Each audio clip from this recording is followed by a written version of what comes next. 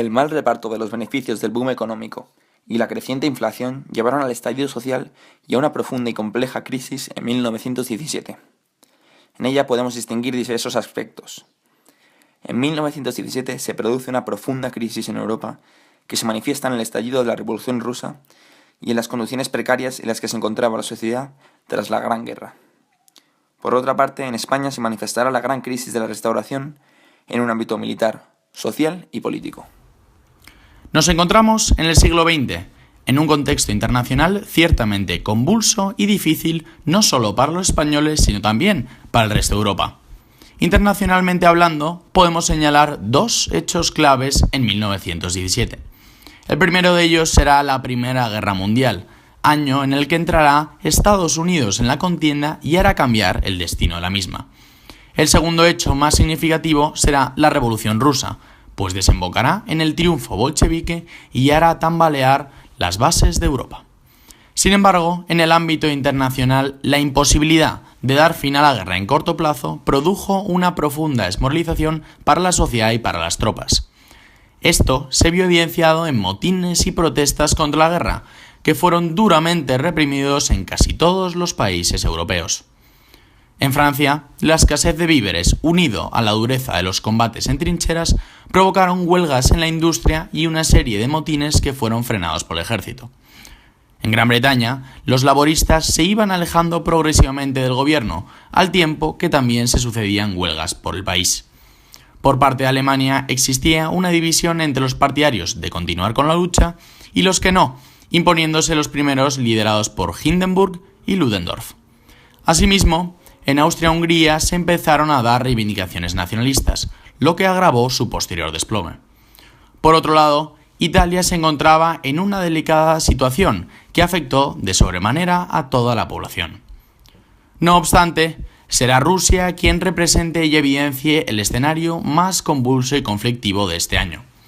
Los sucesivos descalabros militares y la escasez de alimentos desembocaron en la Revolución de febrero de 1917.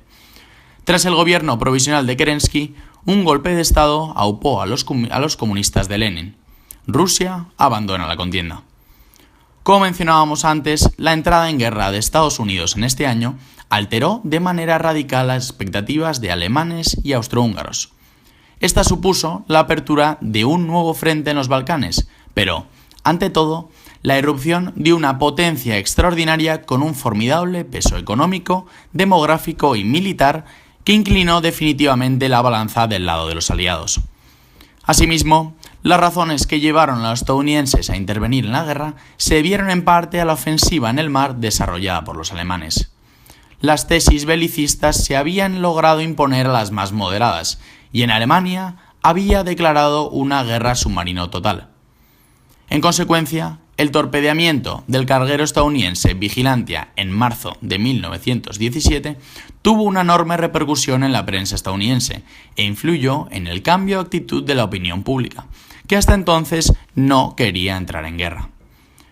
Otro evento ciertamente relevante fue la interceptación por los espías británicos del llamado telegrama de Zimmermann, por el cual Alemania daba instrucciones a su embajador en México para que este país entrara en la contienda en contra de los Estados Unidos de América.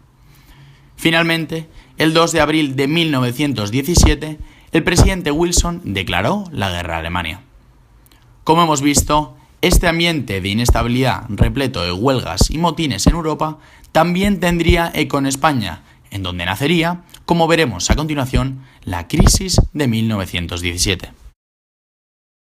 Entre los antecedentes al inicio de la crisis destaca la subida al gobierno de Eduardo Dato en 1913. A pesar de encontrarse en una sociedad con aliadófilos y germanófilos, el jefe de gobierno optó por una neutralidad en la guerra. Esto condujo a un desarrollo económico en el que las exportaciones aumentaron notablemente, lo cual favoreció en gran medida a la burguesía. Sin embargo, la clase obrera se vería perjudicada por la escasez de productos propiciada por un exceso de exportaciones.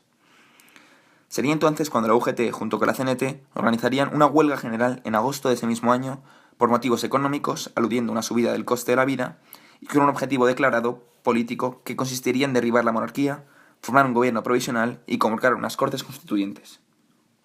La huelga tuvo un seguimiento muy importante en las ciudades y zonas industriales del país, especialmente en Asturias, Bilbao y Madrid, y mucho más tibio en Barcelona y entre los campesinos. La respuesta del gobierno fue durísima, sacó las tropas a la calle y provocó enfrentamientos con los huelguistas, dejando un importante saldo de muertos y heridos. El día 20, los sindicatos empezaron a desconvocar a los trabajadores y poco a poco la normalidad fue restableciéndose, con la excepción de Vizcaya y especialmente de Asturias, donde el conflicto se prolongó 2 semanas más y adquirió una especial dureza por ambas partes.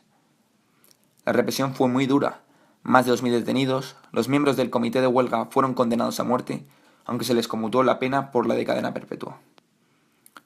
A pesar de la derrota, la huelga demostró la capacidad de movilización de los obreros, que fueron vencidos más por la falta de dirección, el abandono de anarquistas y burguesía reformista y la escasa participación del campo, que por la acción del gobierno. La huelga provocó un giro espectacular en el movimiento juntista. Ante la amenaza al orden social, los oficiales reaccionaron apoyando al gobierno y abandonando toda veleidad reformista. En el ámbito militar, la crisis llegó por un descontento del ejército por su incapacidad, su falta de presupuesto y la falta de expectativas en el ascenso con el exceso de mandos de los africanistas.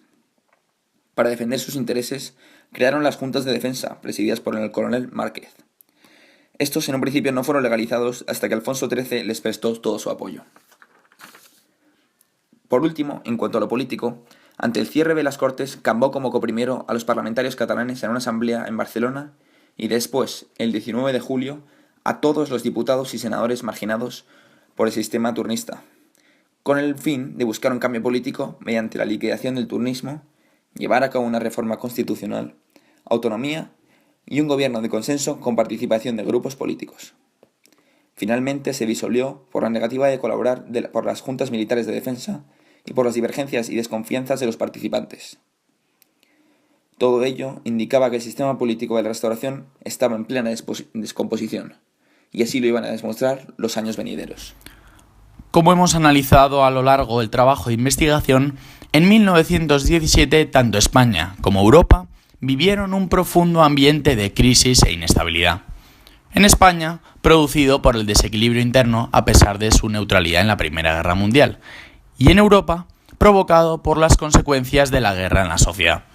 Actualmente se cumplen 100 años de esta fatal crisis y a día de hoy tenemos la esperanza de que, como ocurrió en el siglo pasado, volverán los felices años 20.